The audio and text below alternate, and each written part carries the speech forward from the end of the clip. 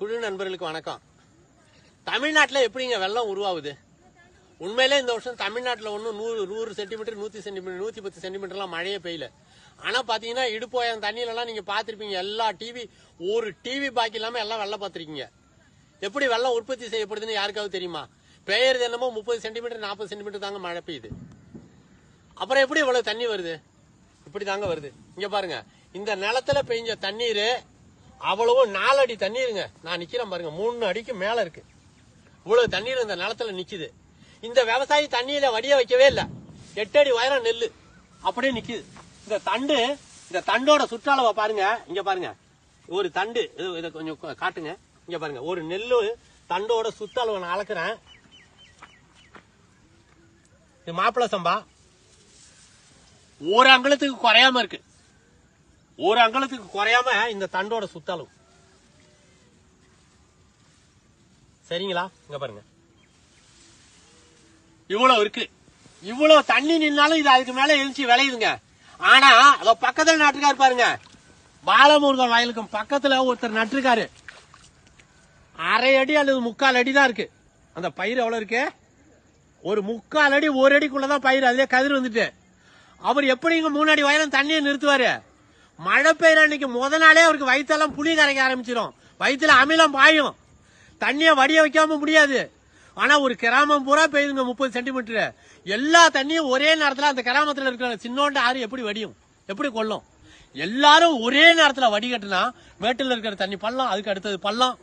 அவங்கவுங்க நிலத்துல பெய்யுற தண்ணீரை நிறுத்தினா வெள்ளமே கிடையாது.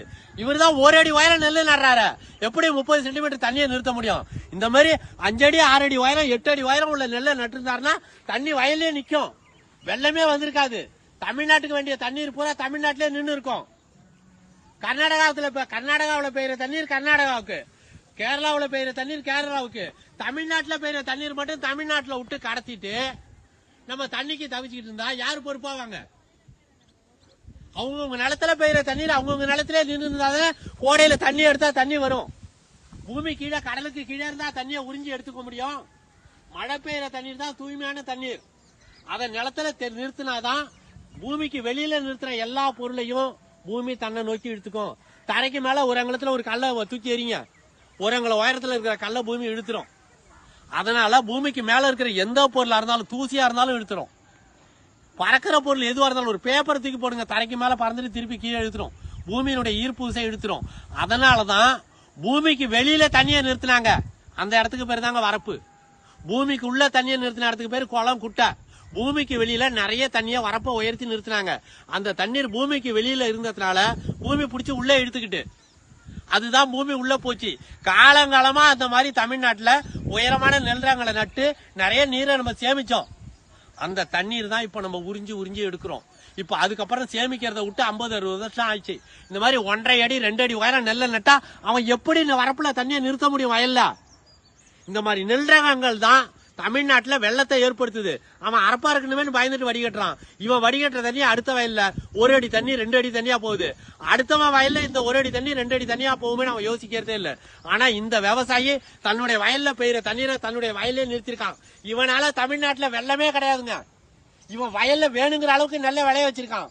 இந்த மாதிரி ஒவ்வொருத்தரும் அவங்கவுங்க நிலத்துல பெய்யுற தண்ணீரை நிறுத்திருந்தா ஏது வெள்ளம்? வீட்டு கூரையில பெய்யுற தண்ணீர் வடிஞ்சிருக்கும், ரோட்ல பெய்யுற தண்ணீர் வடிஞ்சிருக்கும், ஆற்று கரைகள்ல பெய்யுற தண்ணீர் வடிஞ்சிருக்கும். வேற தண்ணி வடிய வேண்டிய இடம் எங்க இருக்கு? நஞ்சை நிலங்கள்ல பெய்யுற தண்ணீர் நஞ்சை நிலத்துல நின்று இருந்தாலே புஞ்சை நிலத்துல இருக்கிற தண்ணீர் சுலபமா வடிஞ்சிருக்கும். வெள்ளத்தை நம்ம தான் செயற்கையா ஏற்படுத்துறோம். குட்டை ரக நெல்களை நடுறது, வரப்புகளை ரொம்ப குட்டையா வச்சுக்கிறது, பெய்யுற முதல் நாளே எல்லா தண்ணீரும் வடிய விட்டுறது. பூமி உறிஞ்சி தண்ணியை எவ்வளவு தாங்க எடுக்கும்?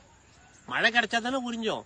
பூமி உறிஞ்சின தண்ணீர் தாங்க பூமி தோன்றிய நாள்ல இருந்து இன்னைக்கு வரைக்கும் எல்லாரும் பயன்படுத்துறோம்.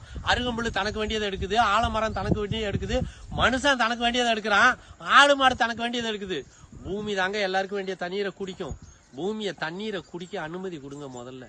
நீங்க பத்திரமா இருக்கலாம், ஊர் உருப்படும், நம்மளும் பத்திரமா வாழ முடியும். பிச்சை எடுக்கிறத நிறுத்தலாம், நிவாரணம் கேட்டு போராட வேண்டாம். தமிழ்நாட்டுக்காக தண்ணீரை போய் பிச்சை எடுக்க வேண்டாம். தமிழ்நாட்டுக்கு வேண்டிய தண்ணீரை தமிழ்நாட்டிலேயே உற்பத்தி செய்யலாம். நன்றி, வணக்கம்.